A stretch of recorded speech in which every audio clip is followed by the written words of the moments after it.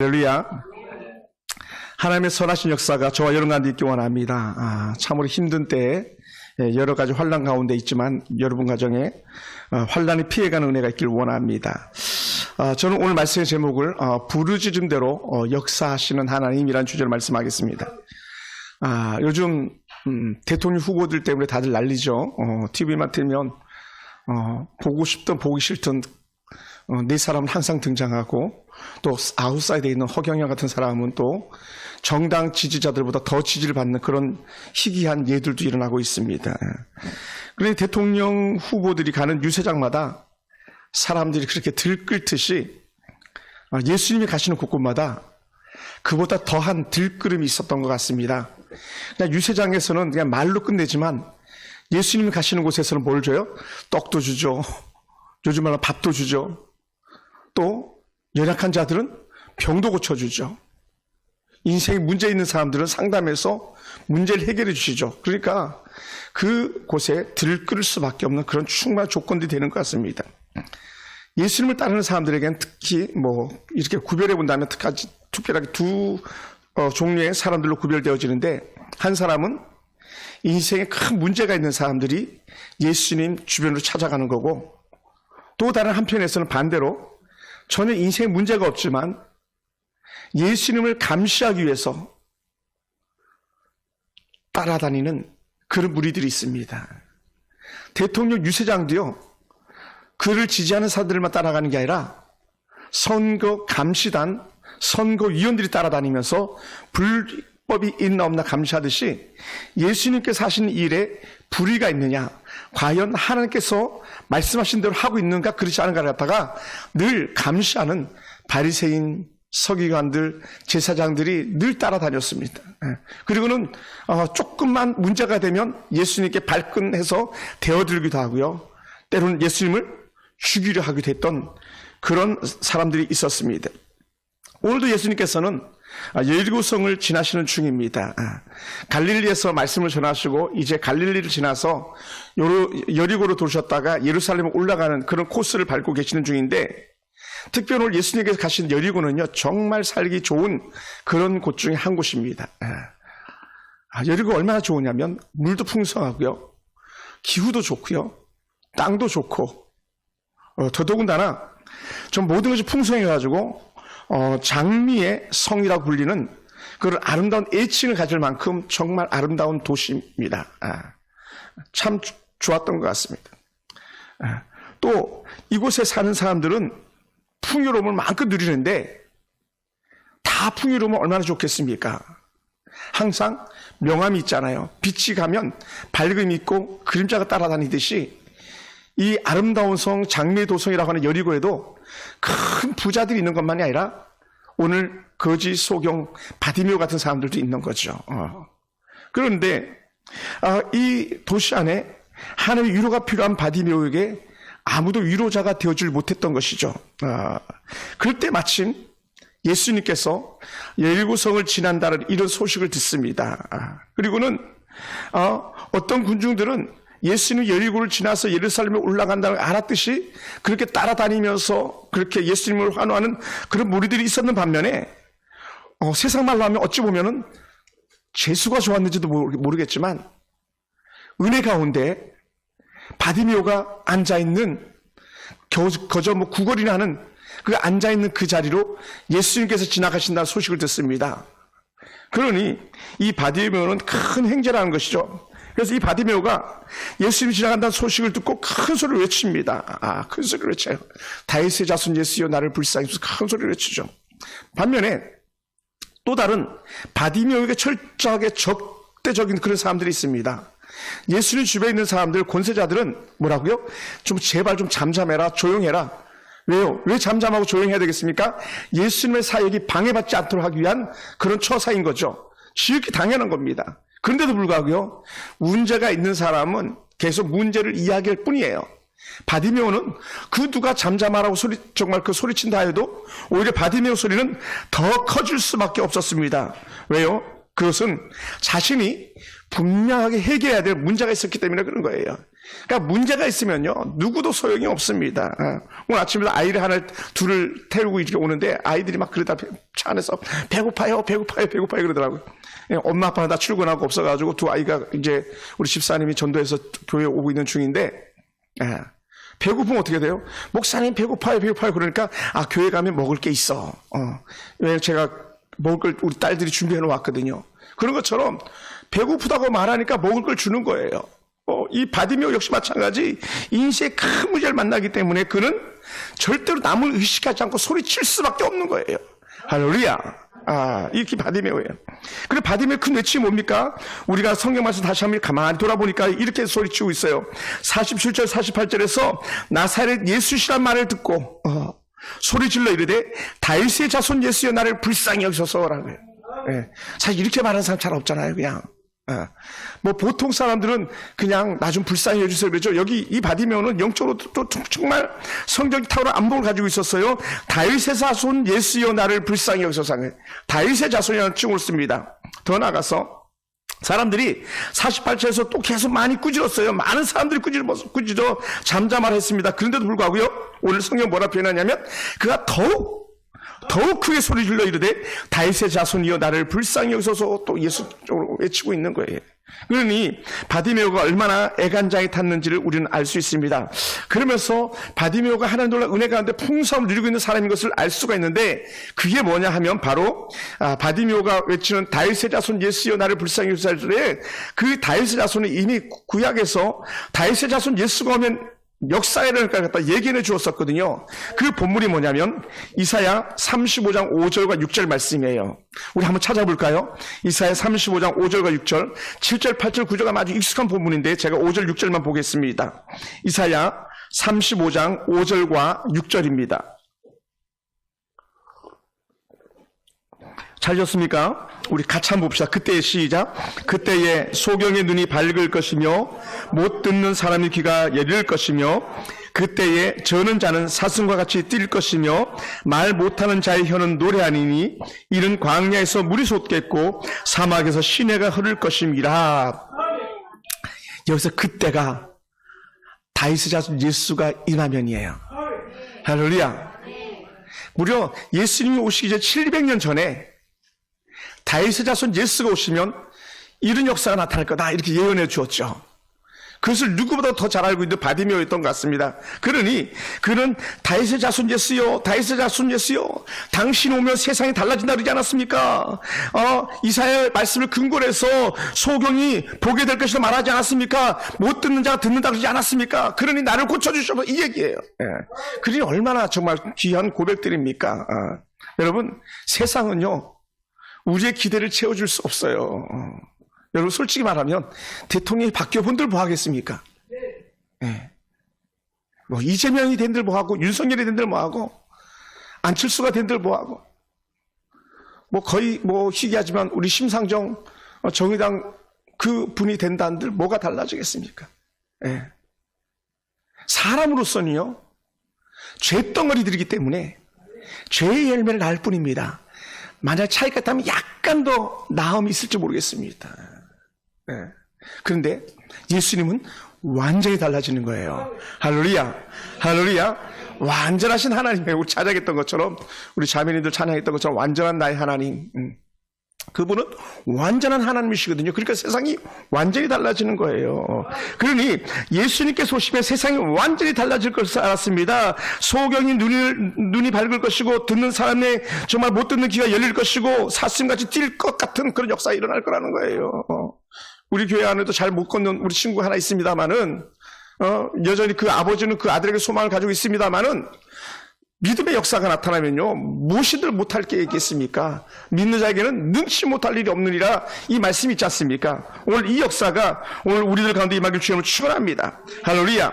그래서 메시아가 오시면 달라질 것을 기대했던 바디메오가 계속 사람들의 제재에도 불구하고 소리치는 거죠. 할렐루야. 특히 이때는요 예수님이 말씀하시는 이때는 바로 절기를 지키기 위해 올라가는 그런 때인데 이스라엘 사람들은 1년에 3번은 꼭 예루살렘 성전을 방문하는데 언제 방문하냐? 6월절과 7.7절과 초실절에는요 반드시 초막절이죠. 초막절에 반드시 예루살렘 성전에 올라가서 그들이 예배합니다.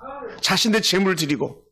그런데 그게요, 인산인해를 이룬다는 거예요. 그러니 그 앞에서 바디메오가 앉아있다가 수많은 사람들 구걸해야 되는데 자기가 구걸하는 데 관심 있는 것이 아니라 그가 사람들 속에서 들려지는 예수님에게 관심을 가졌다는 거예요. 이게 은혜예요. 할렐루야. 사랑하는 성도 여러분, 그리고 이 예루살렘 성전으로 올라가는 그 사람들이 크게 외쳤던 것들이 뭐냐면요, 시편 120편부터요 시편 134편까지를 외우면서 올라간다는 거예요. 이제 집에 나서면서부터 뭘 왜? 시편 120편부터 외워가는 거예요. 계속적으로 외워가요. 그래서 15개 되는 시편을 다 외우면서 올라가는 거예요. 그리고는 예루살렘 성에 들어가고 예루살렘 성전에 들어가면 여인의 뜰에서 성전으로 올라가는 그런 그 계단이 15개가 있는데 그 계단 한 계단 오를 때마다 한 편씩 시편을 외워간다는 거예요. 첫 번째 계단은 120편, 두 번째 계단 121편 등등 해가지고 134편까지 외워가는데 중요한 것은 이 성전에 올라가는 노래의 가장 키포인트가 뭐냐 했을 때에 다윗의 자손 예수여 우리를 불쌍히 여기시듯이 주여 우리를 불쌍히 여기시옵소서라는 거예요. 그러니까 여러분들이 우리 계단 올라올 때도 우리 계단이 좀 많습니다만은 하나 올라올 때마다 하나님 나를 불쌍히 여기시옵소서. 또 두 계단 올라올 때마다 하나님 나를 긍휼하게 해주시옵소서. 하나님 바디메오 하나님 나의 하나님 되어주시옵소서. 이렇게 한다면요 여러분 성전에 올라오는 그 영적 감동이 달라질 것 같아요. 할렐루야. 한번 따라해보세요. 하나님 나를 불쌍히 여겨주시옵소서. 할렐루야. 나를 불쌍히 여겨주시옵소서. 저도 막 왼손에 핸들 잡고 막 가끔은 막 손 들고 운전하면서 하나님 나를 불쌍히 여주시옵소서 막 그렇게 할 때도 있어요. 하나님 나를 불쌍히 여주시옵소서. 또 우리 성도들, 특히 우리 교회 연약한 이들, 하나님 그 친구를 불쌍히 여주시옵소서. 그 성도를 불쌍히 여주시옵소서. 이게 시편 120편부터 134편까지 이르는 말씀들의 중점적인 내용이에요. 우리가 잘 내가 산을 향해 눈을 들리라. 왜? 산을 향해 눈을 드니 하나님께서 그곳에서 우리를 살펴주시고 불쌍히 해주시길 바라는 그런 고백드린 거죠. 하나님께서는요 저와 여러분을 불쌍히 여기시길 주님을 축원합니다. 할렐루야. 할렐루야. 여러분 전에 우리가 놀 때 이랬잖아요. 아이들하고 막 가위바위보 하면서 계단 한 칸씩 두 칸씩 올랐잖아요. 그 마음이 이렇게 들었어요. 가위바위보에서 한 칸 두 칸 올라가는 그 마음 가지고 주여 나를 불쌍히 여기시옵소서, 주여 나를 불쌍히 여기시옵소서 이 고백하면서 올라가는 저와 여러분의 모습이 되기를 원합니다. 사랑하는 성도 여러분, 정말 구하는 자의 기도, 외친 자의 소리는 반드시 응답이 있다는 거예요. 가끔은 응답 앞에 아직 응답이 오지 않은 것뿐이지 하나님은 언제든지 응답하시기로 준비하셨고 응답하시기를 원하고 계시고 응답하실 거라는 거예요. 우리 그것을 믿습니다. 그래서 예수님께서 그 거지 같은 인생을 살아가고 있던 바디메오에게 하시는 말씀이 뭡니까? 정말 생뚱맞은 그런 질문인 것 같기도 해요. 뭐라고 표현했냐면 예수님께서 말씀하시되 51절에 보니까 내게 무엇하여 주기를 원하느냐라는 거예요. 사람들은 바디메오를 밀쳤지만 예수님은 앞으로 나오셨어요. 이게 첫 번째 은혜고요. 두 번째는 예수님께서 바디메오의 말에 동의해 주시고 그래 내가 너에게 못 해줄까라는 거예요. 다윗의 자손 예수의 나를 불쌍히 해서 그냥 거기서 끝나는 게 아니고요. 그래 내가 너의 어떤 모습을 불쌍히 해줘야 되겠니? 쉽게 얘기하면 이런 것이죠. 내가 너에게 무엇하여 주길 원하느냐? 이것이 예수님께서 하시는 말씀이에요. 바디메오의 피를 채워주길 작정하시는 예수님의 말씀인 거죠. 피로를 채워준다. 이거 놀라운 은혜 아닙니까? 바디메오에게 묻는 질문은 좀 이상을 갖기도 합니다. 뭡니까? 예수님께서 야 너 정말 보기 원해. 직설적으로 말씀했으면 좋았을 때 그렇게 하지 않았어요. 또 예수님은 능히 바디메오가 내가 보기를 원합니다 이 말씀을 하지 않아도 예수님께서 보여주실 수도 그런 분이에요. 근데 그렇게 하지 않았어요. 예수님 굳이 소경에게 내가 내게 무엇하여 주길 원하냐라고 물으시는 거죠. 사실 물을 필요조차도 없는데 왜? 예수님은 바디메오가 뭐가 필요한지를 이미 다 알고 계셨기 때문에요. 우리도 약간 알잖아요. 딸들 눈빛만 보면 전서서 지금 뭐가 필요한지 알고 있잖아요. 우리 성도들 볼 때도 그러잖아요. 우리 집사님은 지금 어떤 부분이 필요하지 약간 알 수 있잖아요. 그런데 예수님은 약간이 아니라 다 알고 계시잖아요. 누구보다도 더 바디메오를 잘 아시는 예수님께서 내가 내게 무엇하여 주길 원하느냐 이렇게 물어보셔요. 사실은 이 부분에 대해서 한 번만 더 제가 다시 비틀어서 이렇게 말씀을 나눠보고 싶은데, 예수님께서 이 땅에 왜 오셨다고 말씀했는지 아십니까? 왜 이 땅에 오셨다 그랬을까요? 이 바디메오 사건 이전에 예수님께서 이 땅에 오신 분명한 목적을 나타내 주셨어요. 아주 쌈박하게, 아주 깔끔하게, 아주 이해 쉽게 내가 왜 왔는지 아니? 나 이렇게 하기 위해서 왔어라고 말씀하시는데, 그게 마가복음 10장 45절 말씀이에요. 한번 볼까요? 같은 챕터니까 같이 봅시다. 인자가 온 것은 시작. 인자가 온 것은 섬김을 받으려 함이 아니라 도리어 섬기려 하고 자기 목숨을 많은 사람의 대속물로 주려 함이라. 사실 우리는요, 섬김 받는 게 얼마나 좋습니까? 섬김 받는 게. 오늘 아침에도 어느 집사님이 제가 차량 오느라니까 막 따뜻한 커피를 한 잔 가지고 차에서 타가지고 저한테 먹으라고 주시더라고요. 그런 마음이 얼마나 귀합니까? 근데 예수님은 하나님이신 그분이 내가 온 목적이 섬기기 위해서 왔다는 거예요. 그러면 그냥 골치 아플 것 없이 우리 같으면 그러잖아요. 그죠? 뭘 물어보고 자식합니까? 그냥 한 방에 그냥 속여 눈 낮게 해주시지. 예. 왜? 어차피 섬기러 오셨으니까. 어차피 해줄 거니까. 그죠? 그럼 한번 질문해 볼까요? 여러분은 자녀들에게 어차피 주면서 그냥 휙 한 번에 다 줍니까? 안 줍니까? 막 이것저것 재면서 줍니까? 아니면 딜 협상하면서 줍니까? 저 같은 경우는 좀 완악하고 강팍해서 그런지 모르겠지만 웬만하면 협상하고 주는 것 같아요. 야, 아빠가 어쩌저쩌니까 너도 좀 이거 좀 할래? 뭐 이런 식으로. 그잖아요? 야, 뭐 하면 나랑 같이 가줄래? 대부분 협상하잖아요. 주일학교 아이들에게도 뭐 줄 때 야, 너 차장 한번 해보면 안 되겠니? 막 이렇게 하는 것처럼. 근데 예수님께서는 그렇지 않고 무조건 대속물을 주기로 오셨다고 말씀하신 예수님께서 굳이 바디메오에게 내가 너에게 무엇하여 주기를 원하느냐라고 물으셨다는 거예요. 이건 시각장애자를 갖고 있는 이 바디메오 입장에서는 좀 불편한 마음이 있을 수도 있을지 몰라요. 혹은 이런 것일 수도 있겠어요. 바디메오의 애간장을 태우는 그런 모습일 수도 있을지 모릅니다. 그러면 우리는 예수님의 마음을 꿰뚫어 봐야 돼요. 뭐냐? 그걸 왜 굳이 예수님께서는 질문하셨는가? 왜? 여러분 질문 많이 하는 아이들이 똑똑하다 그러잖아요. 예수님은 완전하신 분에게도 질문을 많이 하세요. 왜 질문하시는가? 그것은요, 지금 이 사람의 문제, 바디메오 문제를 완전히 해결해 주려고 하는 굳건한 의지가 예수님에게 있어요. 더군다나 예수님께 이런 질문하는 이유가 뭐냐면요, 바디메오의 신실한 고백을 더 듣고 싶은 거예요. 그래서 바디메오를 통해서 내가 다윗의 자손 예수라는 것을 더 드러내시길 원하는 하나님의 깊은 뜻이 그 안에 숨어 있어요. 더 나아가서 이 시각장애인의 고백을 통해서 뭐라고요? 바디메오의 믿음을 드러내고 싶으신 거예요. 그래서 예수님께서 자주 치유사역 가운데 하시는 말씀이 뭡니까? 내 믿음대로 될지어다 말하잖아요. 믿음대로. 할렐루야. 믿음대로라고 말했어요. 그것은 뭐냐면 그 사람의 믿음을 드러내서 하나님의 영광 받으시고 그 사람 인생 문제를 해결받기 위한 주님의 깊으신 뜻이 그 속에 숨어 있는 거죠. 오늘 저와 여러분 속에서도 믿음이 드러나길 주님을 축원합니다. 그래서 예수님은 바디메오의 부르짖음으로 말미암아서 그의 믿음, 그의 고백을 드러내서 그 주변에 있는 사람들이 봐라, 바디메오가 나를 알아보았다, 혹은 봐라, 바디메오가 내가 예수인 줄 알았다라고 하는 것을 드러내고 싶으셨던 예수님의 깊은 뜻이 숨어 있는 거죠. 사랑하는 성도 여러분, 우리의 기도는요, 예수님 향한 신앙의 고백으로 들려지는 거예요. 아멘. 기도는요, 우리의 신앙 고백이에요. 왜냐하면 믿지 않으면 기도할 이유가 없잖아요. 믿기 때문에 기도하는 거고요, 기도하지 않는다는 것을 다른 말 표현한다면 믿지 않는 거죠. 믿지 않는 거예요. 그러면 우리가 부르짖으면 부르짖을수록 하나님은 우리의 소리를 듣고 더 기뻐하시는 거죠. 더 기뻐해요. 우리가 기도하지 않는 것은요, 그러므로 우리가 믿음을 보이지 않는 것이죠. 여러분, 예수님을 향한 믿음을 보이고 싶지 않으십니까? 그렇다면 기도하십시오. 계속 기도하세요.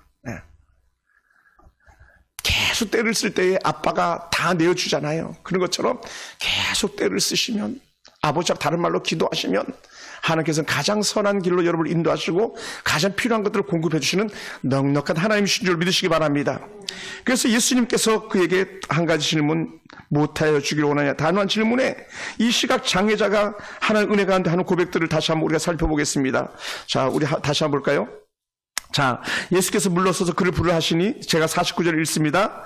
그들이 그 맹인을 부르며 이르되 안심하고 일어나라, 그가 너를 부르신 다음에, 자 50절에서 맹인이 겉옷을 버리고 뛰어 일어나 예수께 나오거늘 예수께서 말씀합니다. 내게 못하여 주기를 원하느냐 하니 맹인이 이르되 선생님이요, 뭐라고요?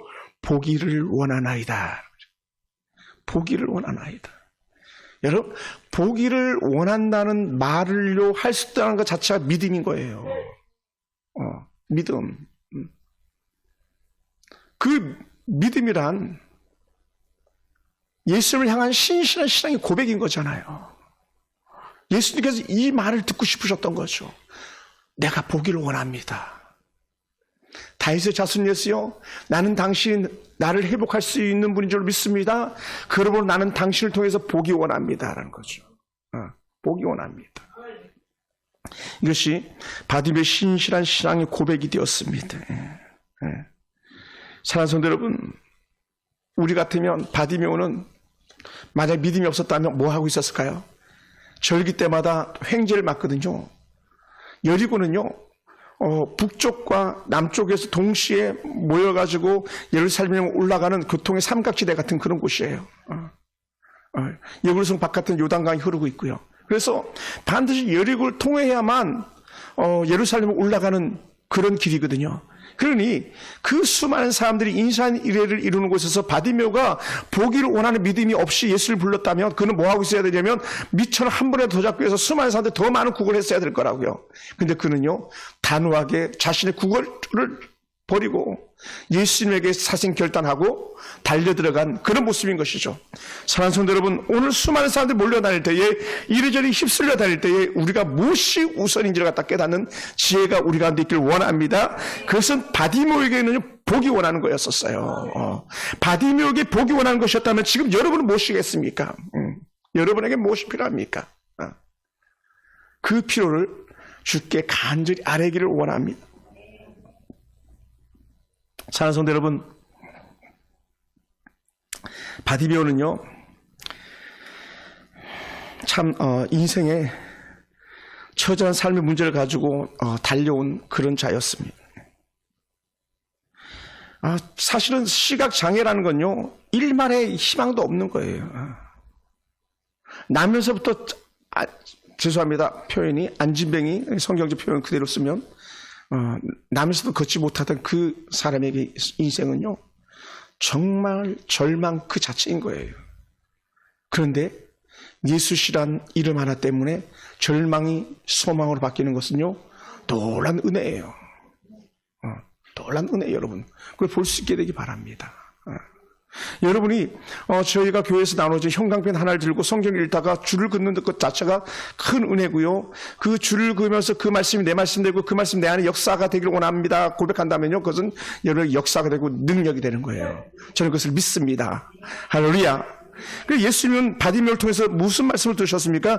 예수님은 내 문제 해결해 주실 수 있는 분으로 내가 믿습니다. 예수님 나를 고쳐서 볼 수 있게 하시는 분으로 믿습니다라는 역적 확신의 고백이었어요. 그러므로 예수님 앞에 나가는 나는, 다른 말로 하면 이런 것도 제가 한번 첨가해 봅니다. 나는 예수님께 나를 보게 하심으로 말미암아 나도 예배자로 살고 싶습니다. 이런 고백이죠. 왜냐하면요 예루살렘 성전 안에는요 아무나 못 들어가요. 예를 들어서 요즘은 그걸 어떻게 표현할지 모르겠습니다만 언청이도 못 들어가고요, 시각장애자 못 들어가고요, 뭐 좀 부끄럽습니다만은 고자도 못 들어가고요, 장애인들은 당연히 못 들어가고요. 못 들어간 제한사항이 많아요. 아주 불결해도 못 들어가고요. 그런데 평생 못 들어가야 될 시각장애자 아닙니까? 근데요 이 시각장애자의 꿈이 뭐였겠습니까? 유대인들은요 가장 기뻐하는 게 뭐냐면 하나님께 예배하는 거거든요. 예배. 그들 틀 속에서 항상 예배 툴이 있어요. 그런데 보지 못하기 때문에 예배하지 못한다는 것 자체가 선택된 이스라엘 백성임에도 불구하고 예배하지 못한다는 것 자체는요 그 삶의 저주거든요. 근데 이 저주를 끊어버리는 게 뭡니까? 자신이 눈을 뜨는 거예요. 할렐루야. 그러니 신실한 신앙을 가진 이 바디메의 믿음의 고백이 오늘 예수님의 그 뒤를 따라가는 축복자 되는 거예요. 그래서 52절에 가라, 내 믿음이 너를 구원하였느니라고 선포하는 거죠. 할렐루야. 가라, 내 믿음이 너를 구원하였느니라. 그 구원하였느니라 다른 말 표현하면 이런 것 같아요. 가라, 하나님께서 너를 받으시기 원한다. 뭐를 받아요? 예배자로 받으시기 원한다. 그리고 영적인 의미가 또 어디서 우리가 유추해 볼 수 있냐면요, 바로 뒤에 나오는 본문 52절이에요. 한번 52절 같이 한번 볼까요? 같이 한번 읽어봅시다. 다 같이 시작. 예수께서 이르시되 가라, 내 믿음이 너를 구원하였느니라 하시니 그가 곧 보게 되어 예수를 길에서 따르느니라. 예수님 어디 가는 중인데?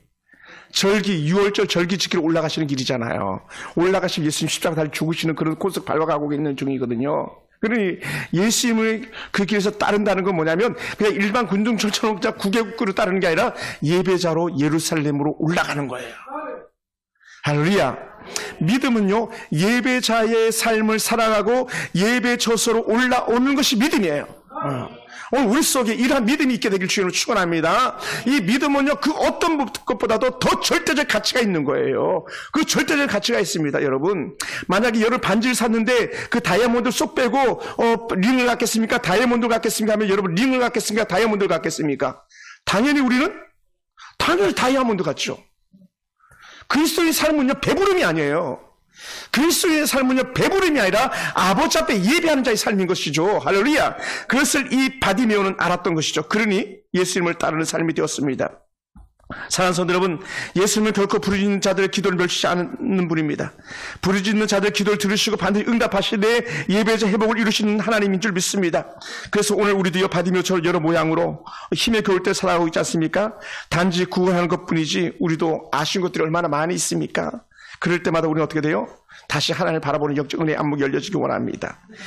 이름을 못하면 그냥 디메오, 그러면 끝나는 거예요. 디메오. 이 바디메오 이름은 그냥 디메오인 거예요.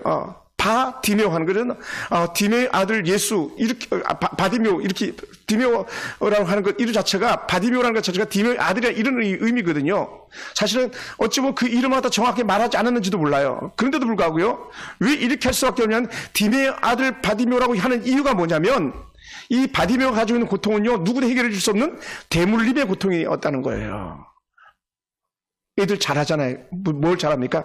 엄마 탓, 아빠 탓, 집구석 탓, 이렇게 한다잖아요. 그게 바디메오 아버지를 드러낸 이름인 거예요. 그러니까 바디메오는 그 가정의 형편이 정말 좋지 않은 거죠. 사실은 바디메오 가정 형편만 안 좋습니까? 오늘 저와 여러분의 가정 형편은 좀 어떻습니까? 우리 교회에서 그래도 좀 내놓을 만한 가정은요, 뭐 몇 가지 있긴 합니다만은 많지 않잖아요. 여러분 솔직히 한번 생각해 보세요. 자녀들이 여러분의 그 엄마 아빠를 자랑스럽게 여길 만한 애들이 과연 몇 명이나 되겠습니까? 제가 자녀들 다 보지 못해가지고 잘 모르겠습니다만, 저도 거기에 자유롭지 않거든요. 누구도 자유로울 수 없어. 근데 바디메오는 더더욱 자유롭지 못한 거죠. 아버지로부터 물려받은 시각장애인 이 장애를 갖다가 생각할 때마다 그 마음에 얼마나 많은 아픔과 애통함과 원망들이 있었겠어요. 근데 예수님께서는 이걸 다 해결해 주시는 그런 하나님이셨잖아요. 사랑하는 성도 여러분, 우리는 좀 더 잘 되고 싶을 때에 우리는 장애물이 없습니까? 우리도 얼마나 많은 장애물들이 있습니까? 그 장애물들이 우리를 더욱 절망할 때가 얼마나 많이 있습니까? 최근에는 그런 얘기도 가끔 들을 때가 있었습니다. 교회가 주차장만 좀 더 넉넉했으면, 교회 오기가 좀 더 잘 왔을 텐데, 이런 얘기를 들을 때마다 저는요, 가슴이 찢어지는 것 같아요. 가슴이 찢어지는 것 같아요. 전에는 국민은행에다 차를 많이 댄 적이 있었거든요. 근데 국민은행도 이제 바리게이트 내놨더라고요. 그나마도 지금 신한은행이 있어가지고 거기다 대도 되는데, 여러분, 미국 가보세요. 미국 가면요, 세들비 교회를 이런 교회 오면 차를 대고요, 한 10분을 걸어가야지 본당 들어가요. 10분, 15분을 걸어가야. 우리는 차를 대면 2, 3분이면 들어오는데도 불구하고, 그게 쉽지 않거든요, 사실은. 그러니까 마음이 막, 예. 어쩌면 그것이 세계는 장애인 물일 수도 있는 거죠. 예. 사랑하는 여러분, 참 주변이 우리를 방해만 하지 않아도 우리는 안돼 숨을 쉴 수 있을 텐데, 우리 주변이 우리를 잠시도 가만히 내비두지 않잖아요. 그래서 안타까울 때가 얼마나 많이 있습니까? 종류는 좀 다른 것 같지만 우리의 현실이 얼마나 막막합니까? 그렇게 살아가는 우리 청년들 볼 때마다 저는 안타까움을 금할 수가 없습니다. 쟤 저렇게 살면 안 되는데 이 시대가 왜 청년들 저렇게 힘겹게 하는가라고 하는 그 절망의 마음이 제게 들 때가 참 많이 있어요. 그냥 청년들 볼 때 안타까움이 참으로 크거든요. 취업난들이 얼마나 어렵습니까?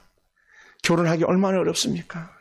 이제 청년들에게 집 사는 거는 부모들이 도와주지 않으면 영 멀어져 버렸잖아요. 12억, 20억, 60억, 80억 갖다 무슨 수로 벌어서 집을 사겠습니까? 물론 나쁜 일은 아닐지도 모르겠지만 뭐 주식을 투자한다든지 뭐 비트코인을 해가지고 대박 나는 수도 있겠지만 그것은 거의 불가한 거잖아요. 그러니 이 소망이 끄는 이 청년들에게 오늘 바디메오를 찾아가신 예수님의 은혜가 여러분의 자녀들 가운데도 임하길 주님으로 축원합니다. 여러분 남들 가운데도 임하길 주님으로 축원합니다. 할렐루야. 시험을 준비하는 자녀들은 시험에 관한 모든 결과를 기대하면서 힘겨워할 때 주님께서 여러분에게 지식과 지혜와 총명을 더 주시기 원합니다. 부모들이 자녀들 응원할 때에 자녀들 응원하는 기도 소리가 여러분에게 힘과 능력이 되기 원합니다. 할렐루야. 때로는 사람들 시선에 따가워서 기죽게 할 때도 정말 귀가 죽지 않고 담대할 수 있는 영적 은혜도 있기 원합니다. 주머니가 말라가지고 돈이 없어서 힘의 교훈 가정에 채우시면 축복도 임하기를 원합니다. 할렐루야. 사랑하는 성도 여러분, 그러다 보니까요 우리는 그런 것 같아요. 하나님 나를 도우소서. 다윗의 자손 예수의 나를 불쌍히 여서 이 고백밖에 없는 것 같아요. 저는요 또 특별한 여러분과 또 다른 고민거리가 있는데 그게 뭐냐면 오래전에 같이 신앙생활 했던 사람들 만나면 목사님 교회는 많이 부흥했죠.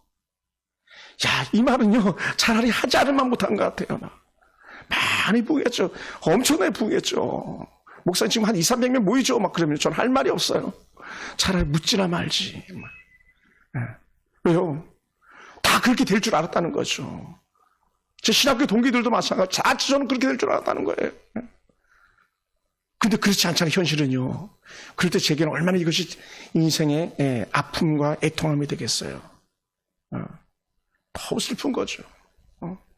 우리 서울 풍산교회 성도 여러분, 제 심령을 조금이라도 알아준다면 맞는지 안 맞는지 보세요. 여러분을 통해서 교회가 전도되어져야 되는데 여러분 스스로 영혼을 출세해서 데리고 온 사람들이 과연 누가 있습니까? 교회 안에서. 또 여러분 스스로가 힘이 없지만 노력해가지고 자녀들 길을 열어주고 가라 이 길이다 하면서 시온의 대로처럼 열어준 부모는 과연 몇 명이나 되겠습니까? 그러면 쉽지 않은 것들이죠. 그래서 우리는 이런 삶을 살아가고 있기 때문에 우리에게는 한결같이 주가 필요한 것이죠. 할렐루야. 바디메오에게 해결할 수 없는 그 상황을 해결할 수 있는 우리 주님이셨습니다. 벗어날 수 없는 현실을 벗어나게 할 수 있었던 분도 주님이셨습니다. 오늘 저 여러분 속에서 여전히 우리의 모습을 바꾸실 수 있는 분은 우리 주님밖에 없는 거예요. 그러니까 기도하는 거예요. 할렐루야. 그러므로 기도하는 거예요. 그러므로 제가 때로는 금식하면서 기도하는 거고 좀 날밤 까면서 기도하는 거고 그런 은혜 갖다가 여러분과 나누기를 원하는 거예요. 왜요? 그게 진짜 믿음이기 때문에 그렇습니다. 할렐루야. 사랑하는 성도 여러분, 우리의 믿음은요 환경을 변화시킬 수 있는 영적 에너지가 있습니다. 우리의 믿음은요 불가능을 완전히 가능하다고 말할 수 있는 힘이 있습니다. 우리가 하는 것이 아니라 우리의 아이캔도가 아니라 우리 하나님께서 우리와 함께 하시기 때문에 우리 할 수 있는 역사가 일어나는 거예요. 할렐루야. 바디메오가 눈을 뜬 게 아니라 바디메오에게 눈을 뜨게 하신 분은 하나님이었던 거예요. 오늘 우리가 해결할 수 없는 문제를 해결해 주실 수 있는 분은 하나님이에요. 그걸 믿습니다. 할렐루야. 사랑하는 성도 여러분 기억하세요. 우리 연약한 철을 위해서 정말 우리 아빠가 철의 인생의 터닝포인트 변화를 원한다면요 아버지가 통곡하면서 눈물을 흘리셔야 돼요. 그러면 하나님이 놀란 역사가 일어나는 줄 믿습니다. 그럼 우리 충분히 볼 수 있어요. 수영선수 박태환이 왜 수영선수가 될 수 있었습니까? 그는 천식 장애였거든요. 엄마가 아들을 해줄 수 있는 게 뭐냐? 아들이 해줄 수 있는 게 수영을 가르쳐서 천식 문제를 해결해 주는 거였었어요. 그랬더니 그 아이는 천식만 해결한 게 아니라 수영 금메달 리스트가 됐잖아요. 부모가 할 수 있는 것, 내가 너에게 못해 주겠느냐? 예수님처럼 질문하는 거예요. 그리고 답을 찾아내는 거예요. 그리고 우리가 그를 위해서 힘겹도록 도와주는 거예요. 저는 여러분을 위해서, 여러분 자녀들을 위해서, 여러분 남편들을 위해서 애통하면서 여보 내가 당신을 위해서 무엇을 할까라고 물어봐야 줘야 돼요.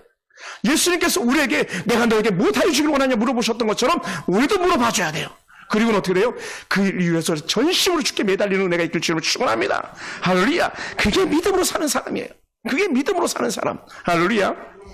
사랑하는 성도 여러분, 진정한 믿음이란 예수님의 자신의 문제를 해결하시는 분을 믿고 진정한 믿음 앞에서 약속이 이루어질 걸 믿고 나가는 것이 진정한 믿음인 것이죠.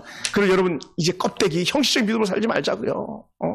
오늘 우리 김진아 집사님 참 귀한 기도를 해주셨는데 진짜 우리가 기도하면서 하나님 나를 살릴 겁니다. 하나님 나를 고칠 겁니다. 우리 아들의 길을 하나님께 여실 것입니다. 라는 영적 확신 속에서 정말 기도하세요. 저는 그것을 볼 수 있게 되기 원합니다. 할렐루야. 어떤 이는요, 하나님을 단순히 지식으로만 아는 그런 사람들도 있습니다. 진정한 믿음은요, 지식으로 아는 게 아니에요. 진정한 믿음은요, 하나님이라는 단어만, 예수님이라는 이름만 불러도요, 가슴 설렘이 있는 거예요. 할렐루야. 7살짜리 아이가요, 유치원에서 남자애를 보는데 늘 가슴이 설레는데 자기가 좋아한다는 말을 못했다는 거예요. 그러면서 자기 남친이라고 생각했대요. 그런데 그 아이랑 학교가 달라져가지고 얼마나 마음이 아팠는지 모른대요. 그게 우리 교회에 오는 어린 아이예요. 여러분, 남자의 그 6살, 7살짜리 애도 자기가 마음에 드는 남자아이를 보면 가슴 설렘이 있는데 하물며 믿음으로 예수님을 생각하고 믿음으로 하나님 바라는 사람들이 예수님의 이름만 불러도 눈물이 주르륵 흘러야 되는데 아무런 감동이 없다? 이건 AS가 필요합니다. 신앙 AS가. 신앙 AS가 필요해요. 우리 김장수 씨 낚시 이렇게 잘하시는데 낚싯대만 들어도 낚시꾼들은 강태공들은 설렘이 있거든요. 오늘 월척 나올 거라는.